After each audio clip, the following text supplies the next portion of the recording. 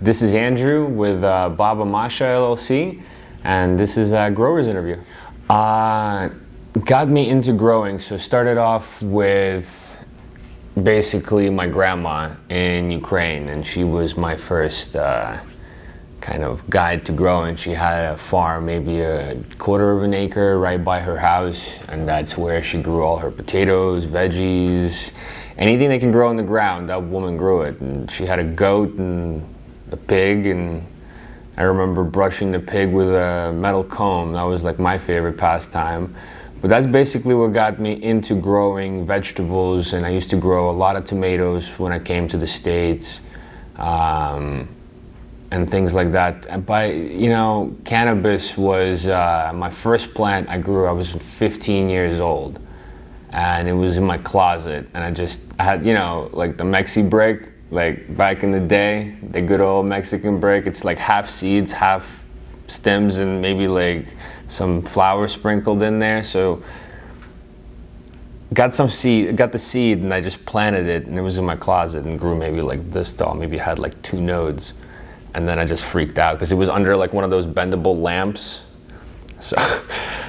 So it died after a while because it just wasn't doing anything, so it died. And then I dried it all up and I smoked it. And I think I got maybe like a tiny bit high, and it was just the biggest accomplishment of my life. But then honestly started growing, like truly growing about, I would say 11 years ago or so. I just got tired of spending money on flour. Honestly, that was the biggest inspiration, was, hey, I can do this better. Why don't I just do this? And then I was like, yeah, why don't you just do that? So that's where I started. Started off with bubble buckets because my thinking was I want to grow one plant as big as I can. So just in case something happens, I don't have to rip up a bunch of plants. I could just rip up one plant and call it a day. So I remember growing 5-gallon bubble buckets, and I used to get these bitches huge. So like one plant I had, maybe it was like a meter by meter. So that was pretty incredible. So like maybe like 6 feet by 6 feet indoors, like one of my first plants. So that was pretty amazing, but it just didn't go well, so that I kept transitioning to different mediums and things like that. But basically, yeah, that's how I got into growing. My grandma. I think that was the question, right? Yeah. Science versus feel. Well, science versus feel. So I started off very scientific. So once again, like the bubble buckets, I was watching YouTube videos, and the person was like, you got to do this much nutrients for this much stuff. So I was like, all right. So I guess if you're doing stuff inside, you're not growing stuff outside, makes sense, you do things differently. So I was like, all right, so scientific method. So I started off with General Hydroponics nutrients line, and been running that for a long time before truly transitioning to soil. But their chart was more broad, and it took me a couple of years to truly zero in that formula to be where I wanted it to be. And at that point I was growing rockwool cubes. So I was doing rockwool cubes with just basically a flooding system, so flood trays with rockwool cubes, and it was working pretty well. But the most important part about that is that if I didn't write something down, it was completely forgotten, and I couldn't really go back to it and be like, oh, I did this much of this much of that. So my notes were extensive.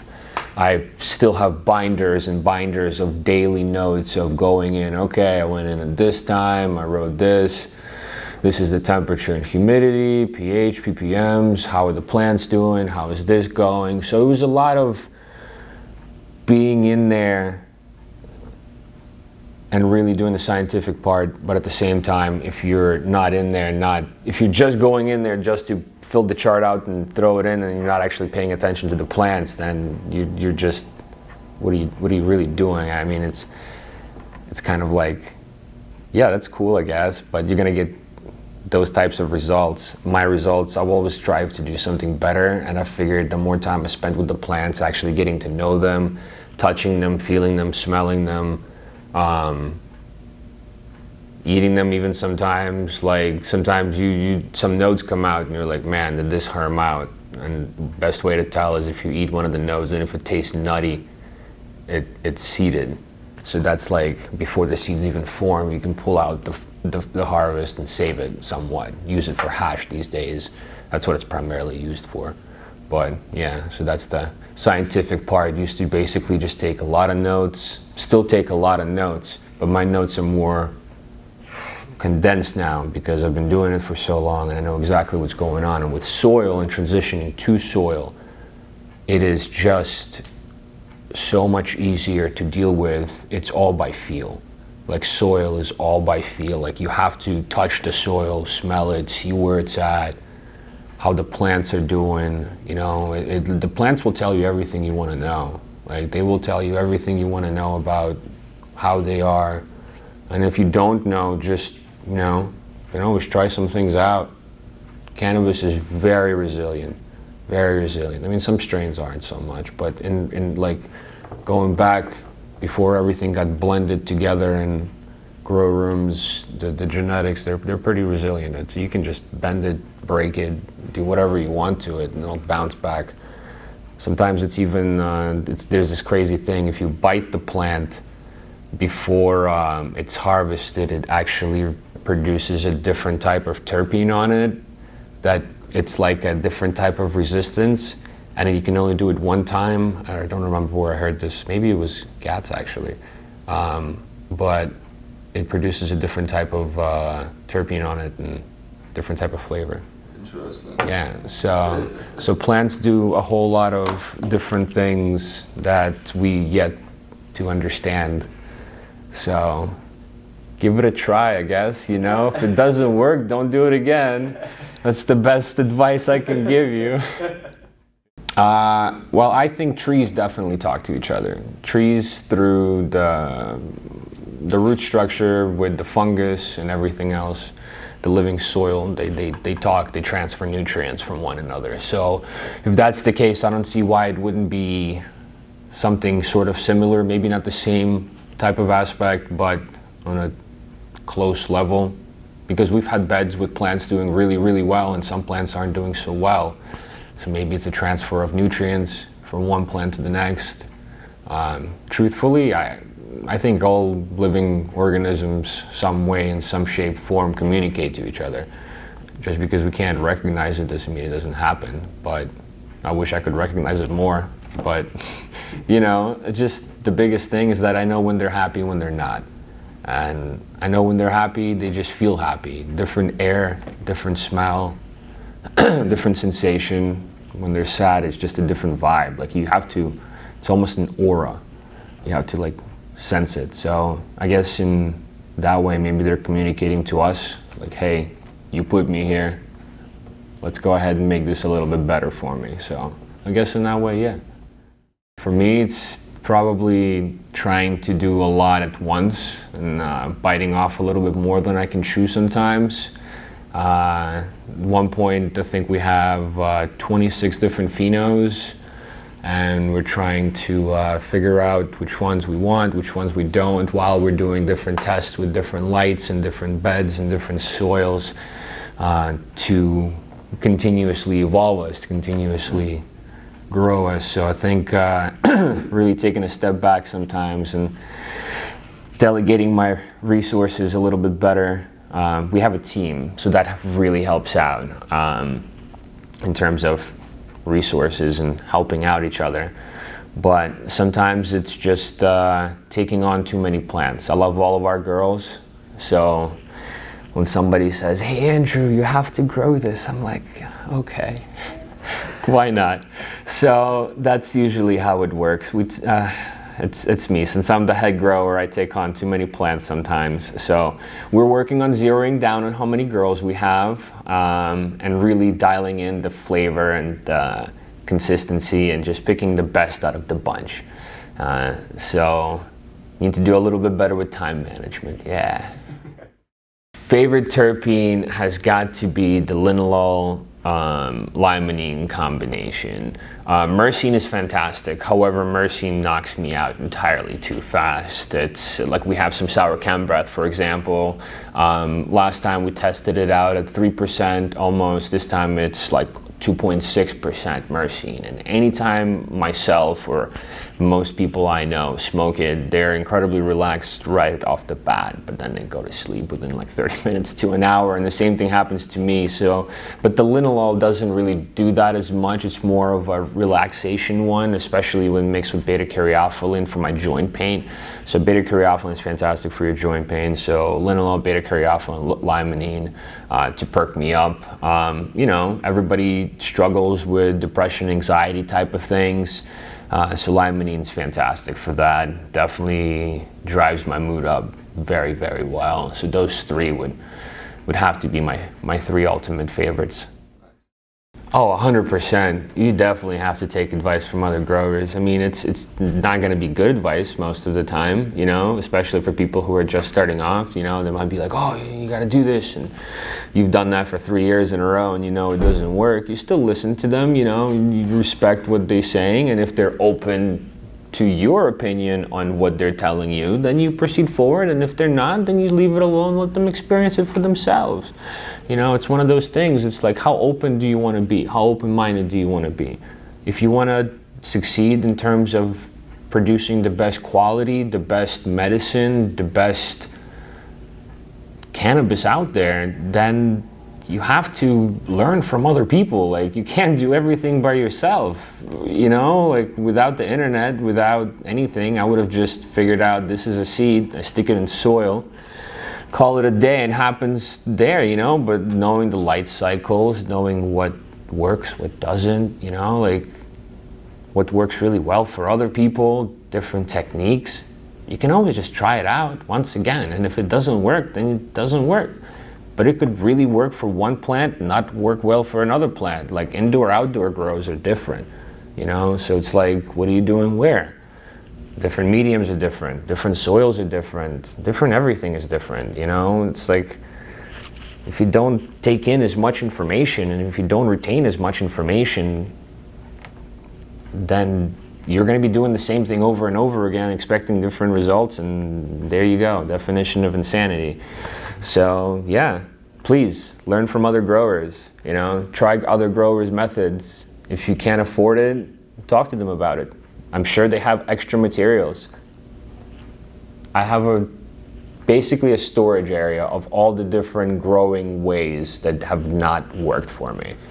There's trays, there's bubble buckets. I think there's 3 or 4 boxes of rockwool cubes. Yeah, so most growers have materials because they're all hoarders that I know of. So ask them, they will help you out. So, you know, take in information, learn from people, grow yourself, develop. You know, that's the best part about this whole thing, is that every single time it's something new.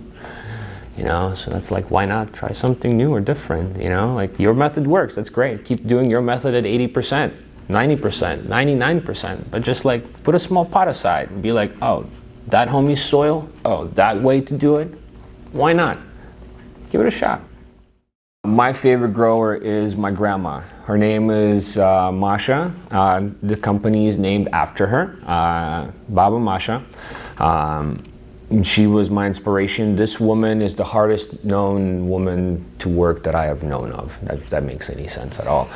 Basically, until the years that she died, she was still plowing potatoes. Like, we went to Ukraine to plow potatoes, this entire field. First we seeded them and everything else. We planted them 1 year, and the next year we came back and we harvested all of them, and we were eating our own potatoes.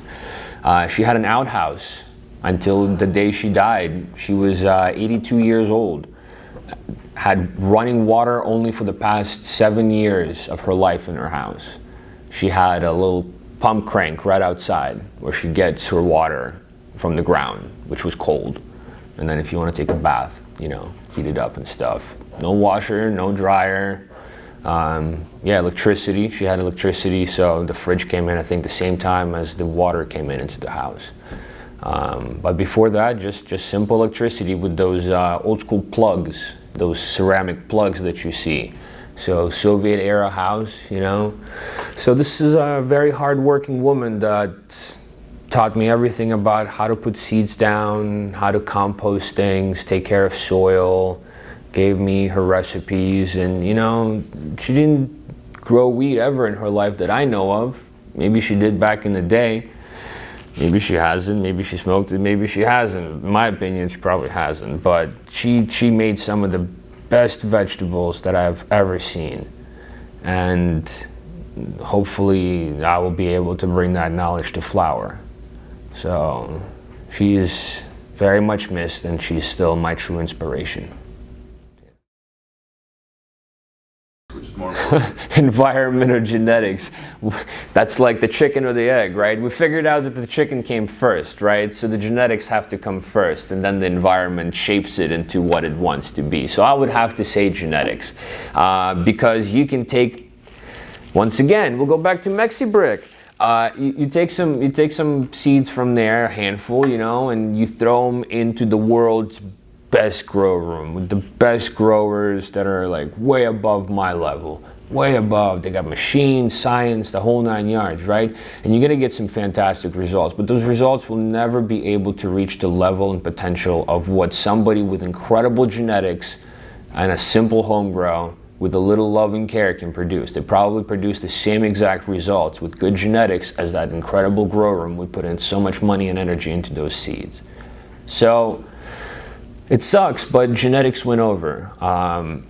You can produce great stuff with mediocre genetics, with fantastic genetics, but once you find that fire genetic, that's why people's names are called after certain strains.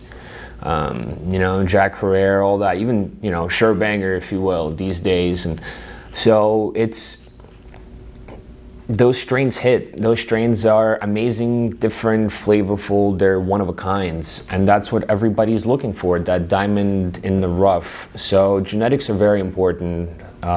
Keep trying to find different phenos, keep trying to find different seeds, but you need to make sure that you have at least some sort of an environment, you know, kind of hand in hand type of thing. So if you want to get good results, put a little money into those great seeds that you bought online, because if you bought $500 seeds online and it's a 10-pack, well, I promise you, if they're regular seeds, then, you know, you better know what you're doing. If they're feminized seeds, you better know what you're doing too, but you better have at least a little bit of a good setup in order to give those seeds the best potential that they can get.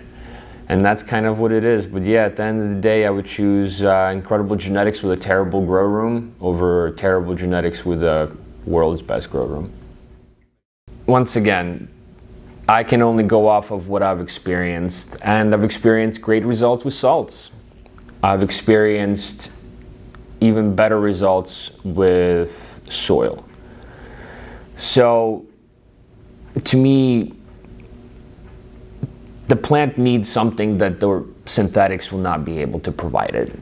So at the end of the day, it's probably going to get a little bit more of this nutrient or whatever nutrient it chooses that it needs at its own pace, instead of you kind of forcing it. So the best way is like, you know, like free range chickens versus cage chickens fed with antibiotics, right? They'll get big and plump and gorgeous, and you can sell those chicken breasts for very cheap.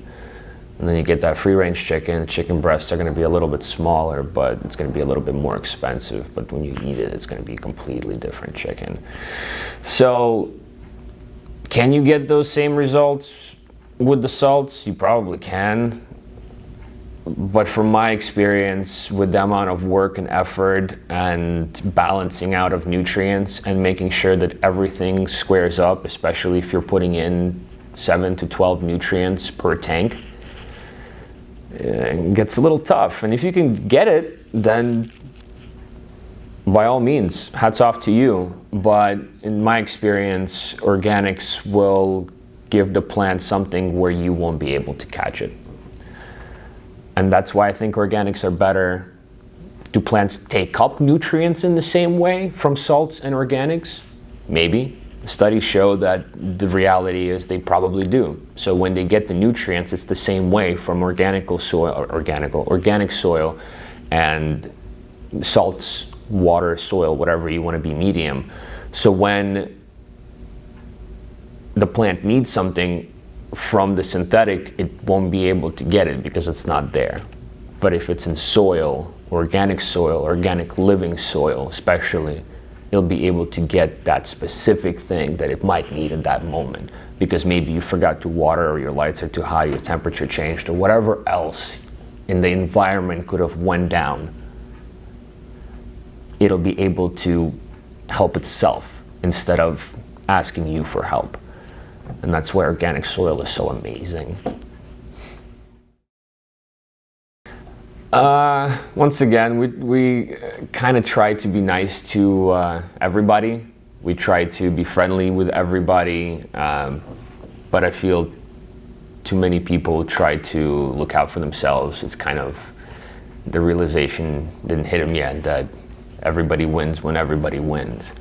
When somebody's coming to me and you send them to me, it's, my chances of returning the favor are that much bigger. So why would you not do that with 10 other people? Sure, you might lose out on something small, but you're gonna get tenfolds in what you put in. I'm a huge believer in karma as well, so karma comes back around. So whatever you put in is what you're gonna get. You're good to people, they're gonna be good to you. And if they're not good to you, at the end of the day, they won't be able to say anything bad about you, because you're always nice to them, and the worst thing they can say is, man, that asshole, you know what I'm saying? Like that's it. But you know, you always take care of people, you help people out, you're friendly, you're nice, you're reasonable, you're firm when need to be, but you're never mean, and it doesn't make sense. So as long as everybody starts realizing that, I think a couple of egos will get checked at the door. But as of right now, we are trying to expand ourselves out more into Virginia area. They've been fantastic there. So really hoping to see some great things come up in the DMV, because this can be the spot to make things happen, or remake it happen, re-spark it back up, you know? So we would love to be a part of that. Rolls the best blunts in America? Yo, so there's this guy, his name is CJ. He rolls our cannons for our company. I'm talking about, I've seen people roll blunts, I've never seen anybody roll the most perfect, consistent blunts as this man would. Like if like he could apply, like Snoop Dogg has a blunt roller, you know what I'm saying? Which is one of the coolest things ever. So I'm pretty sure he can apply for that position and stand a great chance of replacing the other roller. Like that's how fantastic we think he is. Got the paper filter every time, and like, hands down, dope as crap. Yes, so first time that I smoked, it was a very interesting experience, because my friends in the neighborhood, I was like 15, yeah, I was 15 at the time, tried to get me to smoke a couple times, and I was very like, no, drugs are bad. And then eventually just like, you know, fuck it, you know what I mean? Like, what's the worst that can happen? And then we smoked a blunt with my homie and his mom or dad, I don't remember, but it was one of those families, super cool.